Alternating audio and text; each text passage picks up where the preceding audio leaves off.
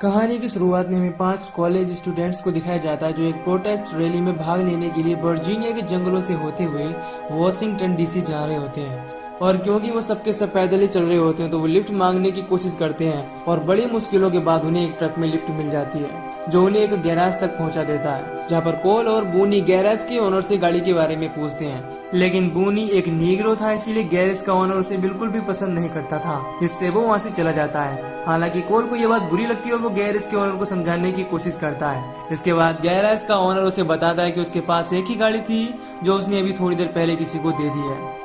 तभी वहां पर क्विंटिन नाम का एक आदमी आता है और ये वही आदमी होता है जिसने उस गैरेज के ओनर से गाड़ी खरीदी थी। और जब उसे पता चलता है कि वो लोग भी वॉशिंगटन डीसी जाना चाहते हैं और इसके लिए उन्हें एक गाड़ी चाहिए, तो वो उन लोगों को अपने साथ चलने के लिए कहता है। हालांकि कोल पहले इसके लिए मना कर देता है, लेकिन जब क्विंटिन कहता है कि वो उन लोगों की मदद करना चाहता है तो वो लोग उसके साथ चलने के लिए तैयार हो जाते हैं। इस दौरान हमें पता चलता है कि कोल जॉर्डन और रायना बूनी रिलेशनशिप में होते हैं, लेकिन ट्रिस अकेली ही थी। खैर, इनके थोड़ी ही दूर चलने के बाद वो गाड़ी बंद हो जाती है और उसमें से धुआं निकलने लगता है। हालांकि इस दौरान बूनी और क्विंटन उसे ठीक करने की कोशिश करते हैं, लेकिन उन्हें पता चलता है कि वो पूरी तरह से खराब हो गई है। इसके बाद वो सब के सब बहुत परेशान हो जाते हैं और तभी क्विंटन उन सबको बताता है कि यहाँ पास ही में एक फार्म हाउस है जहाँ पर हमें एक ट्रक मिल सकती है या फिर हमें कुछ ऐसे टूल मिल सकते हैं जिससे वो इस ट्रक को ठीक कर सके। पर इस दौरान रायना उन्हें मना करती है, लेकिन फिर वो सब वहां जाने के लिए तैयार हो जाते हैं। वहां पहुंचने के बाद वो लोग वहां के ओनर को बुलाने की काफी कोशिश करते हैं, लेकिन उन्हें वहां आसपास कोई भी नहीं दिखता और ये बात उन्हें काफी परेशान कर रही थी। फिर हमें बड़ी नाम की एक आदमी को दिखाया जाता है जिसकी दिमागी हालत ठीक नहीं थी और इस वजह से वो डॉल्स के साथ खेल रहा था। इसके बाद वो लोग वहीं उसी फार्म हाउस में रुकने का फैसला करते हैं और अलग अलग रूम में रुक जाते हैं। फिर हम उस फार्म हाउस के ओनर को देखते हैं जो बड़ी की माँ होती है और इस दौरान वो लोग खाना खा रहे होते हैं और यहाँ पर हमें पता चलता है कि बड़ी की नानी भी उन्हीं के साथ रहती है। फिर हमें हॉस्पिटल का सीन दिखाया जाता है जहाँ पर एक लड़की का ऑपरेशन हो रहा था।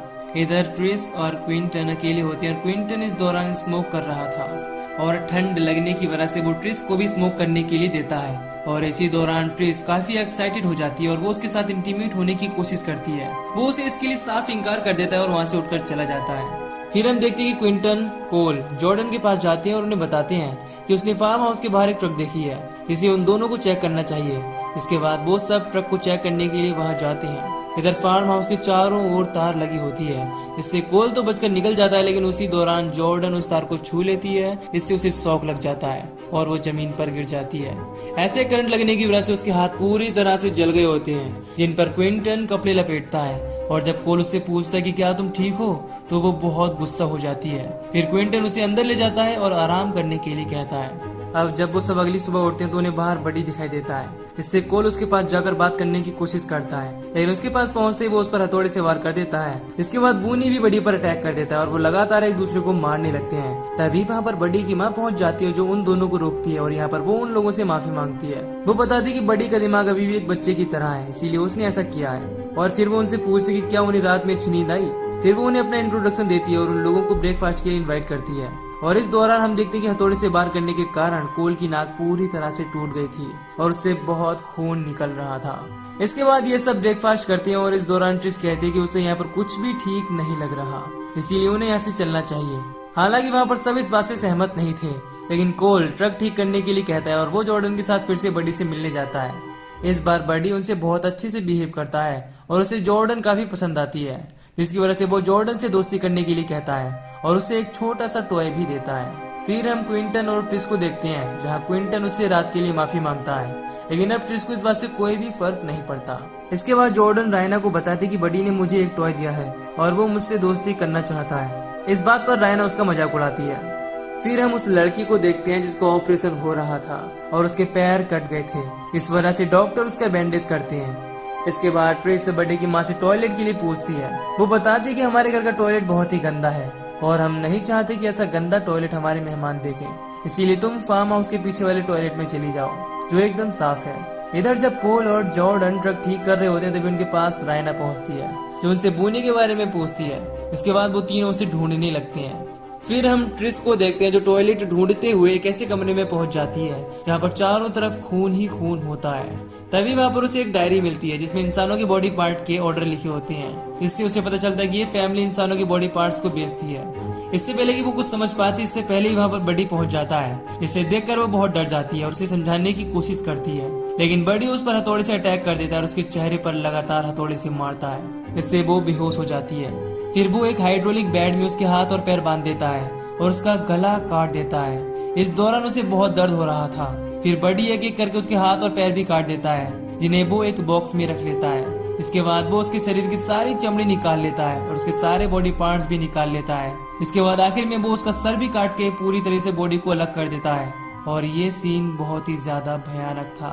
अगले सीन में हम रायना और बूनी को देखते हैं जो घूम रहे होते हैं। तभी उन्हें बडी की माँ मिलती है, जो उनसे कहती है कि अगर तुम्हें किसी को कॉल करना है तो फार्म हाउस के पीछे वाले घर में फोन है, तुम वहाँ से फोन कर सकते हो। इस पर जब बूनी कहता है कि उन्हें इसकी जरूरत नहीं है क्योंकि वो जल्दी ही यहाँ से निकल जाएंगे, ये सुनकर वो बहुत गुस्सा हो जाती है और कहती है कि तुम यहाँ से नहीं जा सकते। अब उनके कुछ समझ पाने से पहले ही बडी की माँ बूनी पर एक शॉटगन से अटैक कर देती है, जिससे उसका पैर पूरी तरीके से उड़ जाता है और वो बहुत बुरी तरीके से तड़पने लगता है। ये देखकर रायना भी रोने लगती है और उससे पूछते कि तुमने ऐसा क्यों किया, तो वो उस पर भी गन के पीछे वाले हिस्से से अटैक कर देती है, इससे वो बेहोश हो जाती है। फिर हमें पता चलता है कि क्विंटन भी इंसानों की बॉडी पार्ट्स को बेचता और खरीदता है और उस वक्त वो गैरेज इसीलिए गया था क्योंकि वहाँ के ओनर को एक इंसानी पैर और एक इंसानी की चमड़ी चाहिए थी, लेकिन उसने इसके लिए मना कर दिया था और उन 5 दोस्तों को उसके साथ भेज दिया था। यानी कि उन सबको यहाँ पर फंसाने वाला कोई और नहीं बल्कि उस गैरेज का ओनर ही है। इधर जब बडी ट्रिस्ट के बचे हुए बॉडी पार्ट्स को पिग्स यानी कि सुअरों को खाने के लिए डाल रहा होता है, तभी ऐसा करते हुए उसे जॉर्डन देख लेती है। इससे वो बहुत डर जाती है और कोल और क्विंटन को सारी चीजें बताकर वहाँ से जाने के लिए कहती है।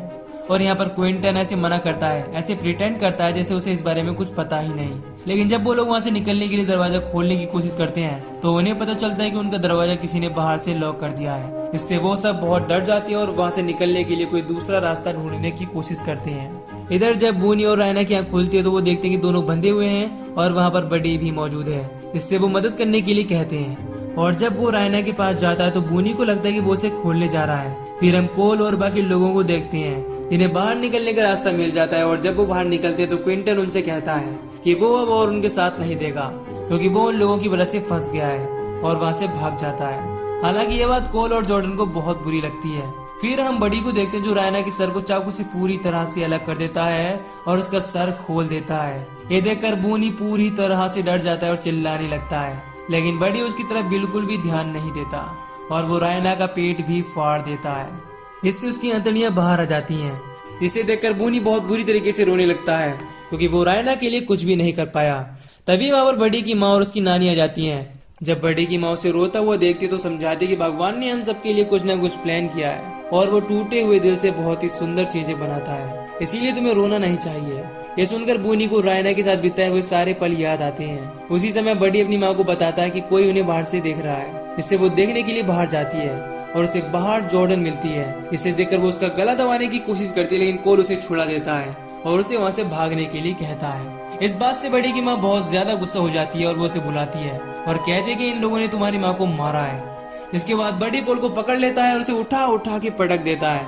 इसी दौरान जॉर्डन वहाँ से भाग जाती है। इसके बाद कोल जमीन पर पड़ी हुई एक चाकू उठाने की कोशिश करती है, लेकिन नानी उस चाकू को अपनी व्हील चेयर से दबा देती है और हाथ में ली हुई छड़ी से उस पर अटैक कर देती है। उस छड़ी में इलेक्ट्रिक शॉक लगा होता है, इससे वो उसे मार डालती है। अगले सीन में हम देखते हैं कि वो जॉर्डन का ट्रक से पीछा करते हैं, जिससे वो उन सब से बचते हुए वापस फिर से कोल को बचाने के लिए उसके पास जाती है। लेकिन जब वो उसे मरा हुआ देखती है तो बहुत दुखी होती है। उसी समय वो एक ट्रैप में गिर जाती है, इससे उसके सीने में एक लकड़ी घुस जाती है। तभी वहाँ पर उसे एक ट्रक आती हुई दिखाई देती है। इसे देखकर वो अंदर सूखी घासों के पीछे छुप जाती है। इसके बाद वो सब मिलकर उसे ढूंढने लगते हैं। तभी नानी की नजर वहाँ पड़े हुए खून पर पड़ती है, इससे वो जान जाती कि वो सूखी घासों के पीछे छुपी हुई है। इसके बाद वो उस पर अपनी छड़ी से अटैक करने की कोशिश करती है, लेकिन जॉर्डन उसकी छड़ी को पकड़ लेती है, उसे मारने की कोशिश करती है, लेकिन नानी उसे गिरा देती है और उसे मारने लगती है। लेकिन उसी समय जॉर्डन व्हील चेयर में रखे हुए हथौड़े को उठाकर उस पर अटैक कर देती है और उसके सर पर मारकर उसके सर को कुचल देती है। इसके बाद वो भी वहीं पर बेहोश हो जाती है। इसके बाद हम देखते कि बडी वहाँ आकर उसे ले जाता है और बांध देता है। फिर जब जॉर्डन को होश आता है तो वो खुद को बंधा हुआ देखकर रोने लगती है। तभी बडी को उसकी जेब से वही टॉय मिल जाती है जिसे उसने दिया था और इसे देखकर वो उसे मारने का इरादा छोड़ देता है और उसे बचाने के लिए पैदल ही उठाकर वहां से दूर ले जाता है। लेकिन तभी उसे क्विंटन देख लेता है और उस पर पीछे से अटैक कर देता है। जिससे वो वहाँ बंधे हुए फेंस में टकरा जाता है और उसमें एक करंट था जिससे बडी वहीं पर मारा जाता है। फिर हमें हॉस्पिटल का सीन दिखाया जाता है जहाँ पर डॉक्टर के पास ट्रिस का पैर पहुँचता है जिसे बडी ने काटा था और वो उस पैर को उसी लकड़ी के पैर में जोड़ने वाले होते हैं। इससे हमें पता चलता है कि उन लोगों ने ही बडी और उसकी फैमिली को पैर के लिए ऑर्डर दिया था। अगली सुबह जॉर्डन के पास गैरेज का ओनर पहुंचता है जो उसे उठाकर अपनी गाड़ी में बिठाता है और फिर हम देखते हैं कि क्विंटन भी उसकी गाड़ी में मौजूद होता है और इस समय वो काफी दुखी होता है क्योंकि बडी और कोई नहीं बल्कि उसका भाई था और उसने अपने हाथों से उसे मार दिया। उन लोगों की फैमिली इंसानों की बॉडी पार्ट बेचने का काम करती थी और इसीलिए वो इंसानों को पकड़ते थे और उन्हें मारते थे, बट एट द एंड उनका अंजाम बुरा हुआ। खैर इसी के साथ ये मूवी यहीं पर खत्म होती है। अगर आपको मूवी की एक्सप्लेनेशन पसंद आई हो तो वीडियो को लाइक और चैनल को सब्सक्राइब कर दीजिए। बाकी मैं मिलूंगा आपसे न्यू वीडियो में। Till then take care, love you, bye bye.